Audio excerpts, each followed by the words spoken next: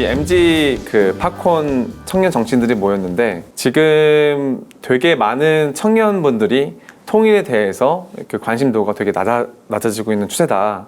그렇게 해가지고 이게 과연 왜 그럴까? 이제 그래서 2030 여야 대표분들을 모시고 한번 이야기를 나눠보고 싶습니다. 제가 얼마 전에 통일연구원이라는 단체에서 한 그런 설문조사를 봤는데요. 세대별로 통일에 대한 인식이 굉장히 다릅니다. 그래서 세대별로도 다르고 또 통일을 하는 방식에 대해서도 의견이 다른데 젊은 세대일수록 북한을 협력 대상으로 보고 있는 것 같아요. 그래서 20대, 30대는 뭐 꼭 통일을 하든 안 하든 떠나서 경제 교류의 대상이나 투자의 대상이나 이런 것에 대해서 훨씬 더 긍정적으로 생각하고 있거든요. 그리고 또 젊은 세대일수록 과거의 그 흡수통일뿐만 아니라 상호 평화적인 교류를 한다든지 두 가지 체제, 뭐 어떻게 보면 연방제라고 할 수 있는데 그런 뭐 느슨한 순위의 연방제, 서로 교류는 하지만 서로 뭐 대통령은 뭐 다른 사람을 뽑는다든지 아니면은 지역협정과 같은 EU와 같은 그런 지역협정처럼 이렇게 서로 왕래는 하지만은 한 나라가 아닌 이 여러 가지 새로운 방안에 대해서도 굉장히 열려 있다고 생각을 합니다. 그러면은 여기 있는 이 네 분은 앞으로 이제 대한민국을 이끌어 가실 미래의 리더이신데 만약에 진짜 지금 상황에서 여러분들이 대북 특사가 됐다라면은 가서 맨 먼저 하고 싶은 일들이 어떤 게 있는지 그러면은 우리 관용님께서 만약에 지금 특사가 되셔가지고 이제 가십니다. 그러면 어떤 걸 하고 싶으세요? 저는 이제 두 가지를 좀 말씀드리고 싶은데 네. 먼저 전 좀 드라마를 먼저 볼 것 같아요. 그 중국을 통해서 북한으로 들어가고 있는 드라마들 중에서 유명한 것들이 있어요. 그런 드라마들을 참고해서 거기 있는 남자 주인공이 입고 있는 옷들을 살 것 같습니다. 그래서 아이폰과 나이키와 뭐 이런 것들로 치장을 하고 사람들이 많은 데를 방문하고 싶어요. 그러니까 이게 제가 농담처럼 얘기했지만 사실상 북한 체제를 변화시킬 수 있는 가장 중요한 방법은 아래로부터의 변화일 수 있습니다. 그것들의 파급력이 어마어마하게 크고 그게 아까 전에 지영님 걱정하신 것처럼 북한의 체제를 굳이 우리가 흔들 필요가 있겠느냐라고 얘기를 하셨지만 기본적으로 장기적으로 우리가 안보 불안과 이 분담 비용을 감축하기 위해서는 그런 식의 어떤 체제 변화를 우리가 밖에서 이런 부드럽게 그 유도할 수 있는 여러 가지 방법들을 생각해 봐야 하고 그 외교적인 미션을 띈 특사라면 그런 식의 어떤 본인의 몸으로 이제 어떤 할 수 있는 일들을 할 수 있지 않을까 첫 번째고 두 번째는 아까 전에 그 지은님 말씀하신 그 부분 저는 ODA 관련된 부분에 관심이 되게 많은데 그런 부분들이 이제 특사적으로 얼마나 가능할지는 모르겠지만 혹시나 내가 질의를 할 수 있는 그런 기회가 생긴다면 그런 것들이 실제로 어떻게 활용되고 있고 얼마나 인민들께 전달되고 있는지에 대해서 좀 점검해 볼 수 있는 그런 게 있었으면 좋겠어요. 저는 향후에 우리가 협력을 얘기하고 비핵화를 얘기하기 위해서는 분명히 그런 어떤 제도적인 개선, 그런 시스템 마련이 전제되어야 한다 이런 생각입니다. 네, 그 나이키, 아이폰 밑에서부터의 변화. 오늘 되게 새로운 시각을 많이 주세요. 저도 아까 우리 곽 위원장님 말씀이랑 비슷한데 관용님 말씀이랑 비슷한데, 그러니까 그 특사로 가서 소위 말하는 이제 K 문화를 좀 했으면 좋겠어요. 그러니까 그것만큼 북한의 마음을 흔드는, 그러니까 북한의 아주 기저부터 뿌리부터 흔들 수 있는 강력한 선물, 뭐 무기, 뭐라고 부르야 될지 모르겠지만 없다고 생각하거든요.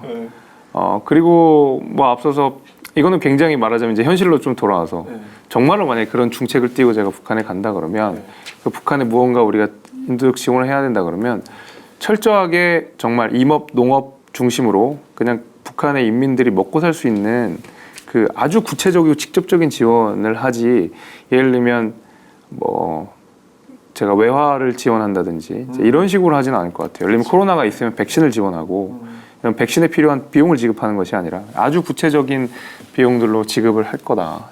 그렇게 생각합니다.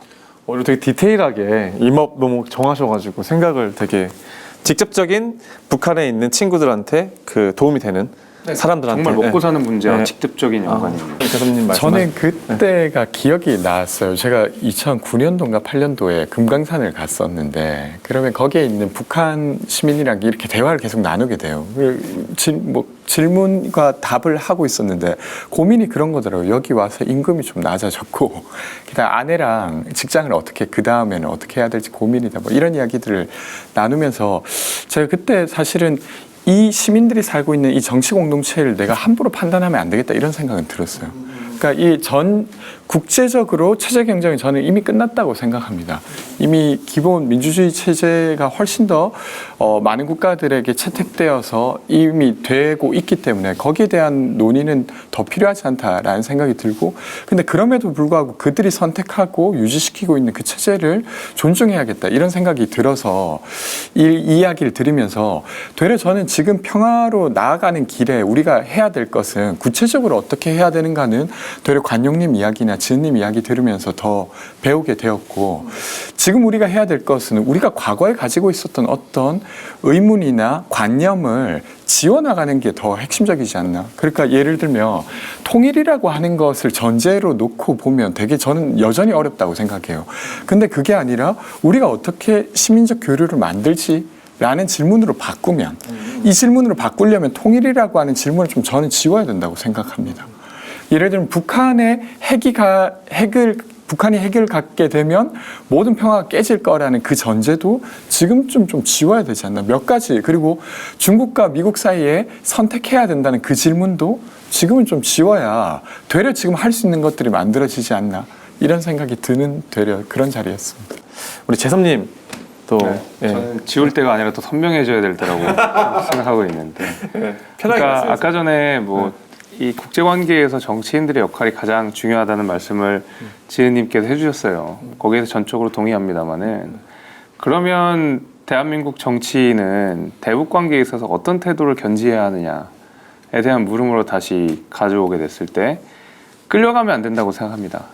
절대 끌려가서는 안 된다고 생각을 하고, 그것이 예를 들면 강대강으로 비추든 내지는 제재, 그 국제 제재에 적극적으로 동참하는 방식이든, 저는 이제 북한에 끌려가면 안 된다고 생각을 하는 게, 되게 우리 이런 논의에서 아주 쉽게 있는 포인트가 뭐냐면, 그 대한민국의 지도자와 북한의 지도자는 동등한 관계라고 보면 안 됩니다. 대한민국 지도자가 훨씬 아쉬운 상황이거든요. 왜냐하면 대한민국 지도자는 아무리 대통령이라도 임기가 5년이고 저쪽은 죽을 때까지가 임기예요. 그랬을 때 당장 예를 들면 우리가 2018년에 지방선거에서 민주당이 대승을 하게 된 가장 큰 계기 중에 하나가, 우리가 김정은 위원장과 그다음에 문재인 대통령께서 이 만났던 그 장면들을 다들 기억하시고 계시고, 실제로 선거에 큰 도움이 됐다라고 하는 것은 더불어민주당도 절대 부인하지 못할 겁니다.